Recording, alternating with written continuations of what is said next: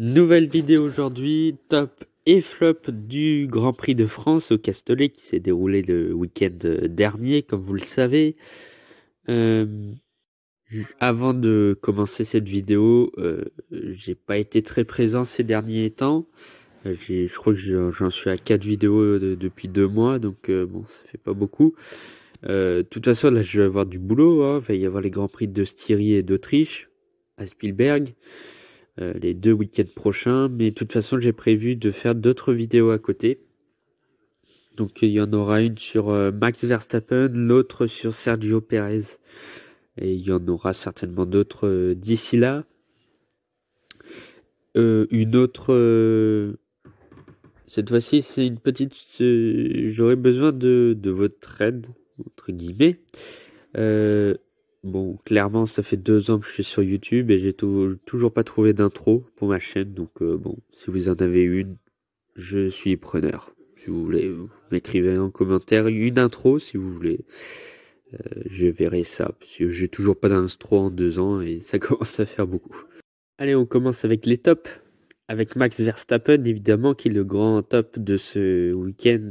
Il a encore il a montré encore les forces ce week-end et en lutte encore avec Lewis Hamilton en piste. En plus, ça fait du bien, même si la lutte n'a pas duré longtemps. Ça fait du bien quand même. On n'a pas vu ça depuis très longtemps. Je pense que ça fait depuis 2016 qu'on n'a pas vu autant de batailles pour un titre de champion du monde en piste, en tout cas, puisqu'il y avait eu une bataille Hamilton-Vettel pendant une demi-saison qui était assez féroce et Vettel avait un peu pris le dessus quand même. Sauf qu'en piste, avouons-le, j'y arrivé. Il n'y a pas eu beaucoup de batailles en piste entre Vettel et Hamilton. Là, on en a. Et Verstappen est clairement à top. Il a eu une stratégie que avait fait Mercedes en Espagne. Ça avait permis à Hamilton de gagner la course. Et bien, inversement des positions. Mais Verstappen s'est imposé devant Hamilton. Son équipier, Sergio Perez, qui a fait une excellente course aussi. Et qui a réussi à passer Valtteri Bottas à la fin du Grand Prix pour s'offrir une 3e place et pour inscrire encore plus de points pour Red Bull. Donc ça c'est bien, Red Bull conforte son avance au championnat des constructeurs et ça peut faire mal à Mercedes et surtout à Bottas d'ailleurs qui s'est fait passer par Perez. Donc c'est pas terrible. En tout cas Red Bull commence très très bien cette saison et est encore mieux que Ferrari en 2017 et 2018 avec Vettel et Raikkonen par rapport à Hamilton et Bottas. Ça se passe très très bien du côté de Red Bull et c'est pour ça qu'on peut y croire pour cette année en Formule 1 pour le titre de champion du monde. On continue avec Lando Norris qui, comme depuis le début de la saison, est quasiment parfait. Encore une 5e place cette année, encore un top 10. C'est le seul pilote encore à avoir été dans le top 10 à toutes les courses. Ça fait 7 fois de suite quand même. Autant après 3 courses, je m'étais dit, bon, est-ce qu'il va tenir toute la saison comme ça ou est-ce qu'il va tenir que quelques courses? Honnêtement, je me dis que Norris monte clairement en puissance et il n'y aurait pas eu Russell. Je pense que ça aurait été lui dans la Mercedes en 2022 puisque McLaren est associé à Mercedes pour le moteur, donc bon, c'est dommage. Mais pour les années à venir, pour remplacer Hamilton, par exemple, je vois bien Norris. Pas pour le moment, mais dans quelques années. Je pense qu'il sera mature pour remonter dans la Mercedes plus tard. Enfin, si Mercedes sera encore là et si elle sera encore compétitive, forcément. Continue avec son équipier, Daniel Ricciardo, qui, pour une fois, je caricature un peu, mais ça n'a pas été si souvent cette année qu'il a été à son aise. Donc, à voir par la suite, mais en tout cas, ce week-end, le week-end dernier, il a fait une course solide, 6e. Malgré tout, il a laissé passer son équipier, je sais pas, mais en tout cas, Norris l'a dépassé. Bon, il s'est pas vraiment battu. Je pense que McLaren favorise Norris quand même, mais bon, solide week-end quand même pour Ricciardo, 6e, mais encore derrière son équipier, et ça, c'est pas très bon. Mais en 2019, chez Renault, il avait eu du mal aussi.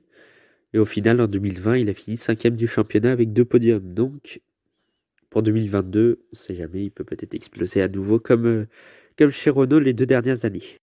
Lance Stroll, 10e de ce Grand Prix. Vous allez me dire, bon, c'est pas terrible, hein, 10e, ça fait 1 point pour une Aston Martin. En plus, c'est derrière Vettel.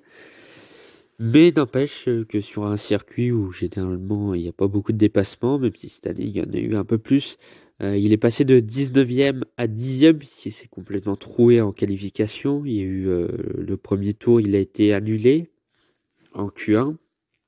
Le deuxième, il s'est stoppé pendant son tour. Et puis le troisième, il y a eu le drapeau rouge avec l'accident de Schumacher. Donc finalement, il est parti 19e. Il n'est pas parti dernier puisqu'il y avait Yuki Tsunoda qui s'était sorti juste avant. Donc 19e pour Lance Stroll. Et au final, il finit 10e. Il fait d'excellentes remontées. Et les stratégies d'Aston Martin sont vraiment impeccables sur les pneus depuis quelques courses. J'aime pas cette écurie, mais il faut quand même le dire, les stratèges, ils sont forts là-bas. C'est peut-être les stratèges de Mercedes d'avant. C'est pour ça que Mercedes, niveau stratégie, n'est pas top maintenant. Possible. En parlant de Mercedes, on passe à George Russell, qui a fait une de ses courses les plus abouties pour Williams. Mais à part le Grand Prix de Sakir, puisque forcément c'était avec Mercedes. Mais pour Williams, il a vraiment fait une course excellente. 12e sous le drapeau à damier. Il était parti 15e, si je ne me trompe pas. 15 ou 14, je ne sais plus. Et il finit 12e avec une Williams, ce qui est vraiment pas mal. Il finit devant Tsunoda, devant Ocon notamment, devant Leclerc. Bon, même s'il s'est arrêté une fois de plus, mais quand même. 12e avec une Williams à la régulière, pas d'abandon, pas de drapeau jaune. C'est excellent, il a fait un Grand Prix fantastique. Les dernières fois, je critiquais un peu ses courses où il n'avait pas de rythme de course, mais il était bon en qualif, mais pas en course. Là, honnêtement, il m'a fait mentir et il s'est bien débrouillé en course, en tout cas. On passe au flop maintenant, avec Carlos Sainz, plus particulièrement Ferrari, même si je vais venir à Charles Leclerc tout à l'heure. Carlos Sainz partait sur la grille, il s'était lancé en Q3, je crois.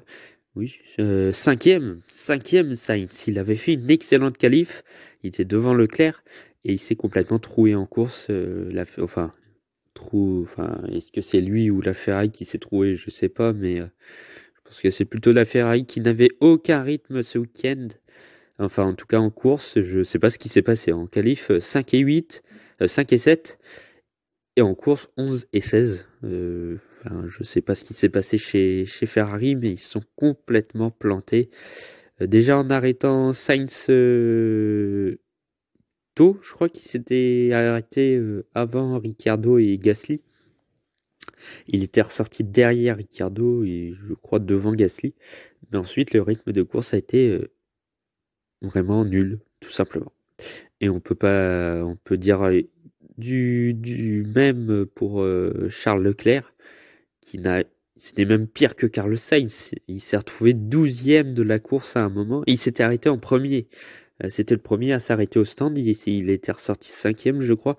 Donc la stratégie Ferrari était excellente, pour une fois.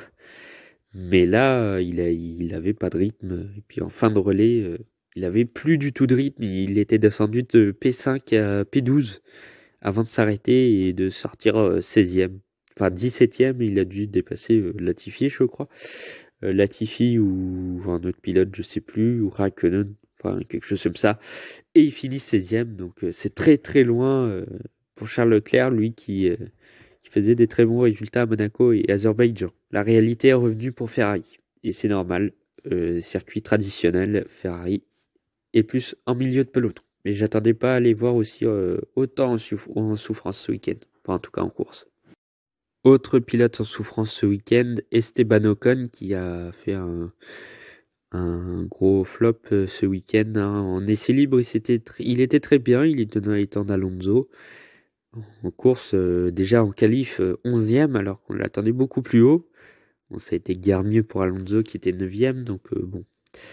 Mais en course, pas de rythme. Alors qu'Alonso finit 8e de la course, notamment avec une fin de course magistrale comme il sait les faire, Fernando Alonso. Ocon, lui, glissé au 14e rang du classement derrière une Williams. pas très gai tout ça. Et bon, va falloir se remobiliser pour le Grand Prix de Styrie pour Esteban Ocon, après avoir signé quand même pour 3 ans avec Alpine. Pas terrible. Et enfin, l'un de mes plus gros flops, je pense, du week-end, c'est Mick Schumacher, n'avait pas du tout de rythme. Vous allez me dire, bon, il est chez As. Mais bon, à comparer de Mazepin, il n'était pas top. Ça a vraiment lancé un débat maintenant. Est-ce que Schumacher ne serait pas vraiment pire que Mazepin au final? C'est un débat que j'en ai parlé beaucoup avec des gens que je connais, que je côtoie sur les réseaux sociaux et sur YouTube aussi. Et il y a vraiment un débat maintenant. Est-ce que Schumacher est pas pire que Mazepin? Sur les rythmes de course, non. Il a le rythme en qualif. Et puis, non, en qualif, ça va, mais sur les crashs, il casse beaucoup plus sa voiture que Nikita Mazepin. Ça, c'est réel. Il l'a encore cassé en qualif, alors que Mazepin n'a pas fait un seul spin du week-end. Si, il en a fait un, je crois. Mais bon, pas très gros. En tout cas, il casse pas sa voiture quand il spin Mazepin. Or, Schumacher, lui, il la casse. Donc bon. Et puis même en course, les 30 premiers tours, Schumacher était, était à plus de 15 secondes ou 20 secondes de Mazepin en rythme normal, donc sans intervention de la safety car, sans rien, à 20 secondes de Mazepin. C'est quand même beaucoup alors qu'il lui mettait 30 secondes avant. Et bon, en deuxième partie de course, il lui a mis 15 secondes, mais bon, Mazepin a été rentré au stand très très loin après, donc il avait plus de gomme sur la fin, et du coup, il pouvait plus remonter sur Schumacher. En tout cas, très mauvais Grand Prix de Schumacher, je pense. À voir pour le Grand Prix de Styrie, en tout cas.